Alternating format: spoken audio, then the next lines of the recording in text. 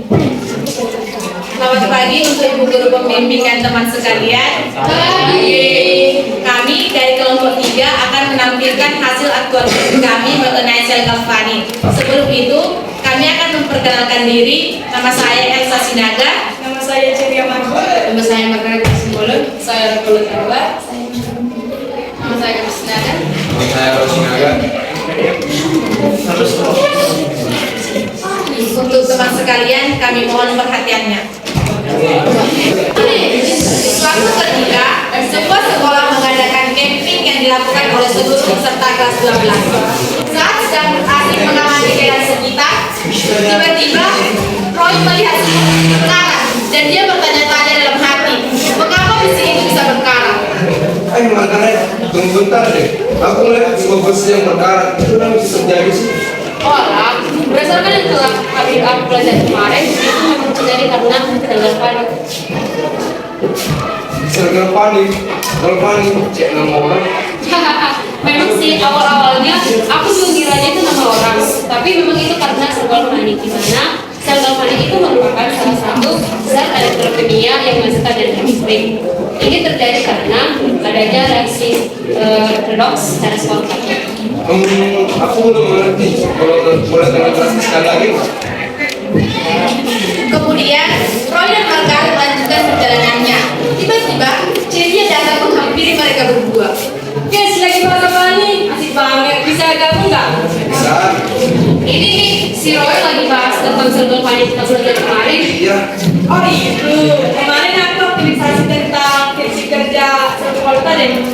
Agar kalian tahu, satu volta itu memiliki prinsip kerja loh. Prinsipnya yang pertama, gerakan elektron terjadi karena adanya reaksi redox. Yang kedua, satu volta ini memiliki aturan yang dimana terjadi perubahan dari energi kimia menjadi energi listrik.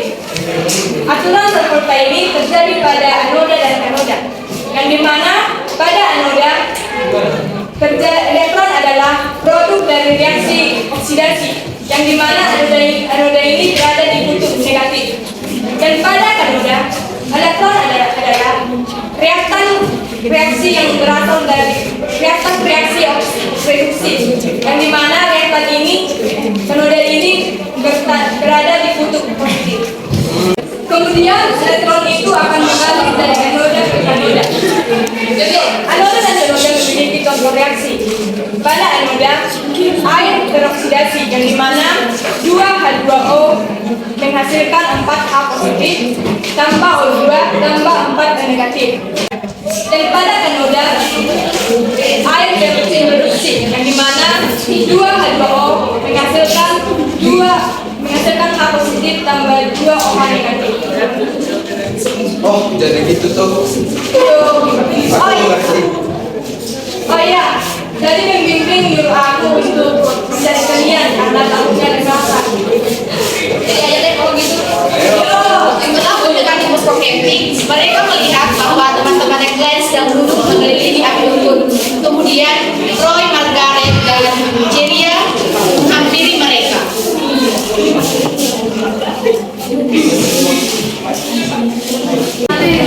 Hey guys, kalian dari mana? Sih kok nggak tahu? Oh, tadi sih Roy tadi. Tadi juga dibahas tentang Oh, astaga, aku ingat kemarin waktu kita aktualisasi, kita kayak memalukan banget gak sih? Soalnya kita semua belum hafal juga. Dan aku di situ menghafal tentang rotasi sel galvanik, yaitu yang pertama, garis rangkap tegak menunjukkan jembatan garam yang memisahkan antara rotasi di anode dan di katode. Ya, rotasi di anode ditulis di sebelah kiri garis rangkap tegak, sedangkan rotasi di katode ditulis di sebelah kanannya. Garis rangkap tegak menunjukkan fase yang berbeda. Nah, kemarin juga aku lihat wajah si Carlos sama si Gabe itu kayak tegang banget gak sih? Saat sedang asik berbincang, Agavi dan Carlos mendengar nama mereka disebut. Apaan nih? Kok nyium-nyium nama gue? Iya, nama aku juga disebut. Kenapa? Oh, jangan salah paham dong. Kami di sini lagi membahas tentang aktualisasi kalian tentang sel galvanik. setengah kenapa dia teliti, padahal aku masih belum tahu dan apa tentang sel kelembar. Tapi kalau tentang model sel saya mengetahuinya yaitu dari listrik yang listrik ini berbanding dengan perbedaan potensial dua elektroda. Iya, kamu salah. Aku juga jadi kamu salah deh. Kalau nggak salah, aku waktu itu membahas tentang potensial sel yang artinya waktu itu buat untuk membedakan antara potensial sel yang berbeda-beda. Ternyata Gina juga mendengar percakapan mereka yang terdengar sangat membosankan. Oh, kok ambis banget ya. Salah-salah penting gini masih aja bahas soal tentang Fani. Iya nih, juga bingung. Tapi kalau dengar soal selingkuh Fani, lu jadi ingat sama kejadian Koros yang disebabkan oleh selingkuh Fani. Ya, aku sama aja. Kan kita juga harus tahu tentang selingkuh Fani. Contohnya, kenapa Koros itu disebabkan oleh selingkuh Fani? Ya, gimana Koros itu merupakan pengkaratan pada sebuah benda yang terbuat dari bahan besi. Ada beberapa faktor yang mempercepat koros, yaitu yang pertama urat oksigen, kemudian logam yang tidak aktif, kemudian ada juga garam sama asam. Dan ada juga cara untuk mencegah korosi itu yaitu mengecat pada bagian yang berbahan besi. Oh, gitu. Makasih ya pengetahuannya. Ya, sama-sama.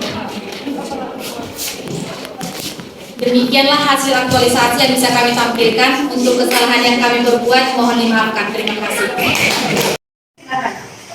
Refleksi dari kelompok kami yaitu kelompok 3, hal yang menarik adanya pemaparan materi melalui aktualisasi dan juga teman-teman dapat memahami dengan lebih luas lagi. Dan hal yang sulit yaitu kurangnya waktu dan juga kurangnya pemahaman terhadap materi tersebut. Hal yang harus dipertahankan yaitu pembelajaran aktualisasi ini harus juga dipertahankan karena ini sangat membantu dalam memahami materi tersebut. Terima kasih.